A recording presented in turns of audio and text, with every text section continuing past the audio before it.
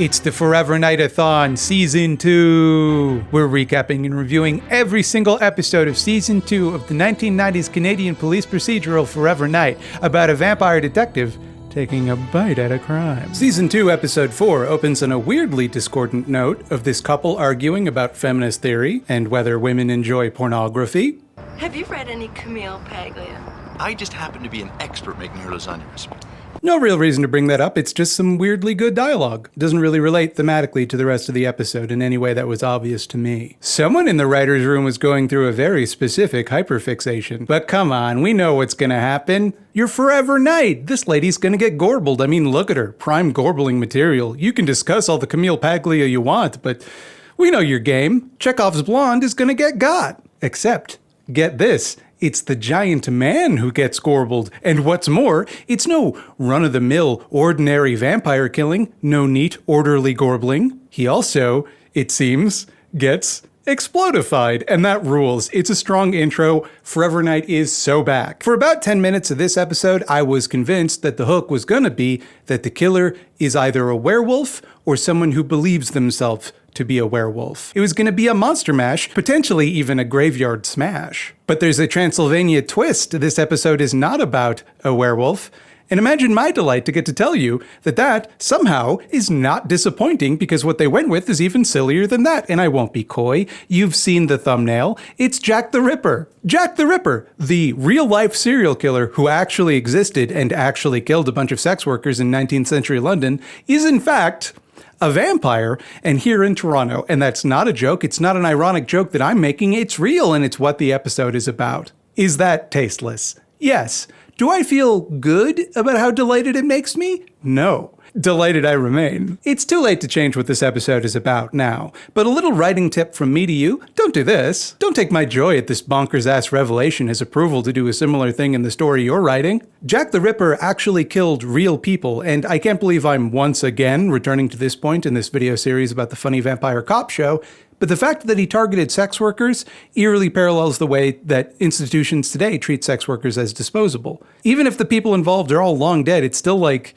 pretty fucked up and weird, my guys. I feel like it wouldn't be responsible if I didn't mention that. And it's also like, don't get me wrong here. It's handled very badly with zero tact, and I had a great time. Media is complicated, and horror is the most complicatedest. Sometimes you're repulsed by the moral implications of a work of art while still enjoying it on an aesthetic level. Maybe everybody who's mad at me about Bone Tomahawk can appreciate that. Now, one might expect that if you write an episode of the television program Forever Knight, where Nick fights a giant mutant Jack the Ripper, that'd be the focus of the episode, right? Wrong again! That's secondary to what this episode is actually about, which is Irish detective Liam O'Neill. And sorry, I pronounced that incorrectly. To do this character justice, I have to pronounce his name in a way that will annoy all of my Irish viewers. Detective Liam O'Neill, played by guest star Cedric Smith. And also there's Bridget Hellman, portrayed by guest star Kimberly Huey. I say his name like that because O'Neill is like,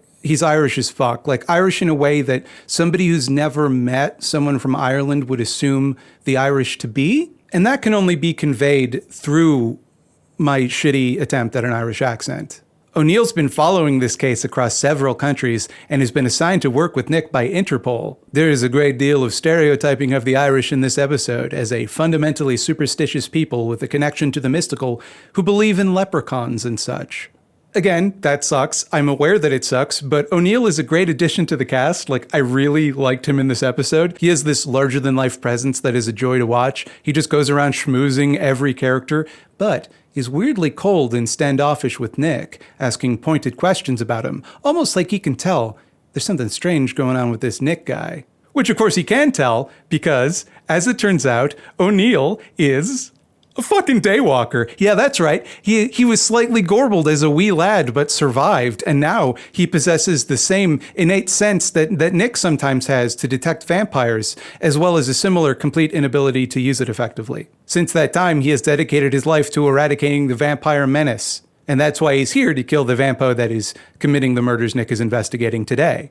And it's also why he can tell, like, immediately, as Nick guy's a vampire, like everybody should be able to tell. So he's on the case. He and Nick have to find this killer, who, need I remind you, is, of course, the real, actual Jack the Ripper. You see, in 19th century London, Lacroix had a chance encounter with a barber surgeon who he tried to gorble, but upon doing so, his mind was flooded with the memories of the barber's gruesome murders most foul. And Lacroix realized this man was evil and dangerous, and therefore, you can't make him a vampire. But before Lacroix could polish him off, the man poisoned Lacroix and absconded. So Lacroix calls in Nick and asks him to handle this situation. Like, they're not on good terms at this point, but he figures, hey, Nick is at least the moralizing little pussy. He'll appreciate the gravity of this situation. Lacroix tries to explain, like, hey man, your whole thing is you don't like murders, and this guy was already a murderer, so if he turns into a vampire, he's going to be like a super murderer. And Nick just doesn't care. He's not going to do Lacroix's dirty work. O'Neill gives Hellman a cross necklace and instructs her to wear it for good luck. He's taken a liking to Hellman, you see, as everyone would, because she has the makings of a great detective someday. A lot of potential in her future, I think we can all agree. Her career will be a long and storied one, and I, for one, look forward to watching her develop as a character throughout this season. O'Neill's snooping around on Nick and finds a matchbook for the Raven in Nick's desk, which Nick has even though he doesn't smoke. O'Neill does not mess around. He knows all about vampires, and he also knows all about leprechauns. We Irish are a strange breed, if I do say so myself. You mean like kissing the Blarney Stone and believing in leprechauns?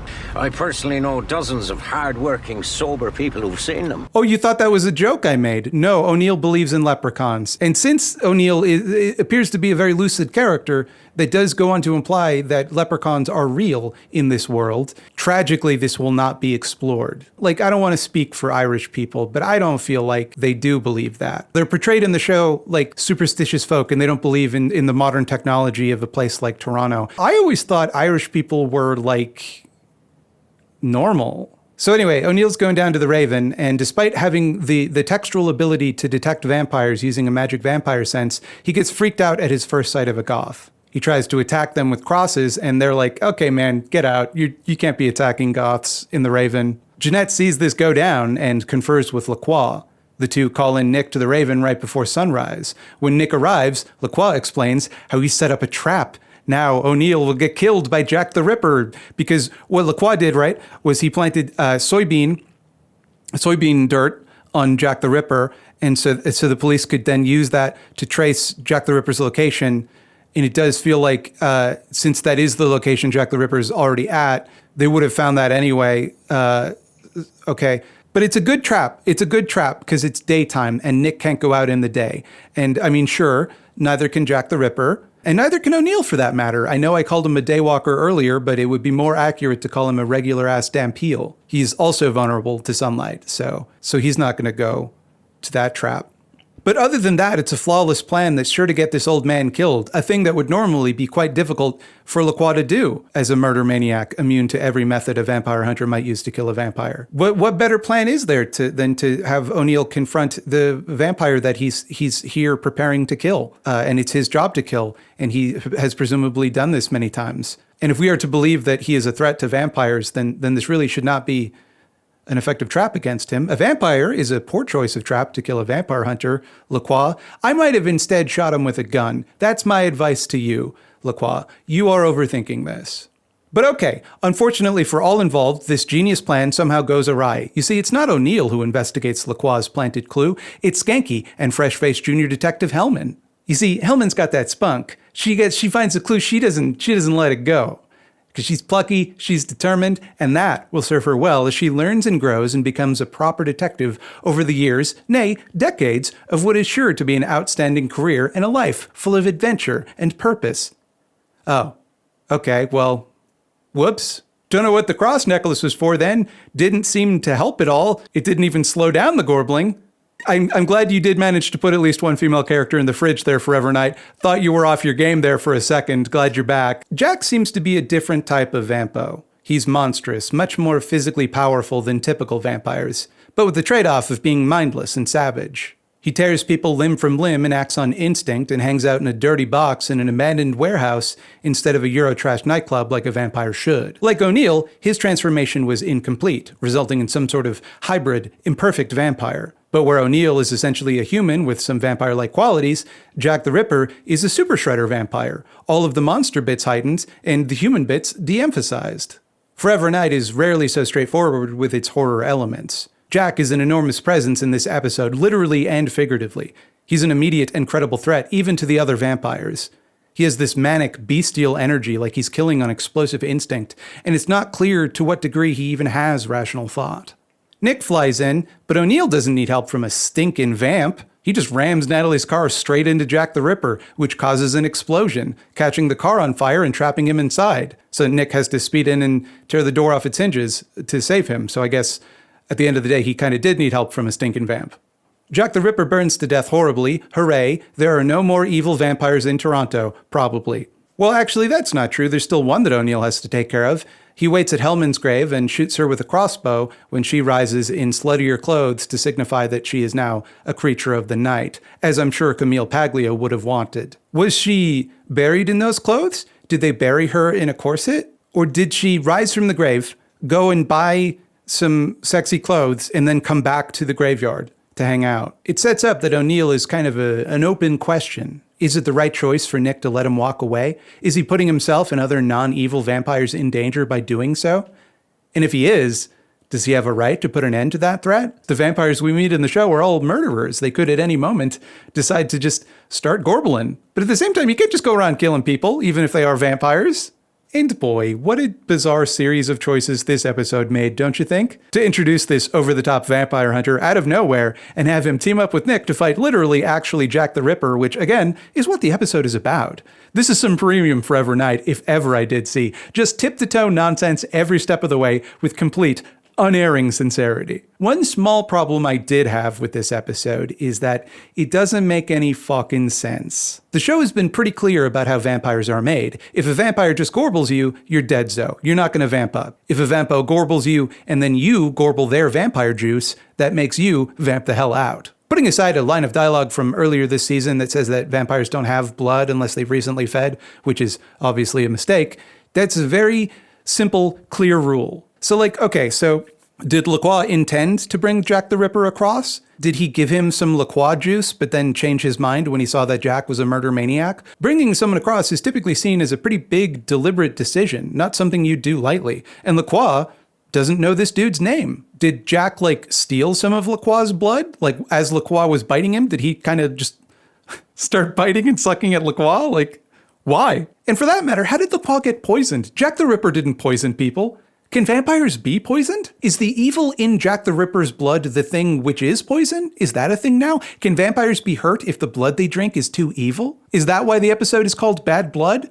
Or is it because Nick and Lacroix used to have mad love? O'Neill almost turned into a vampo when he got partially gorbled as a child, right? And Jeanette mentions that the only thing that saved him was he didn't get enough blood to fully turn. Okay, so there is a certain threshold of blood required even within this episode, which honestly feels unnecessary to me.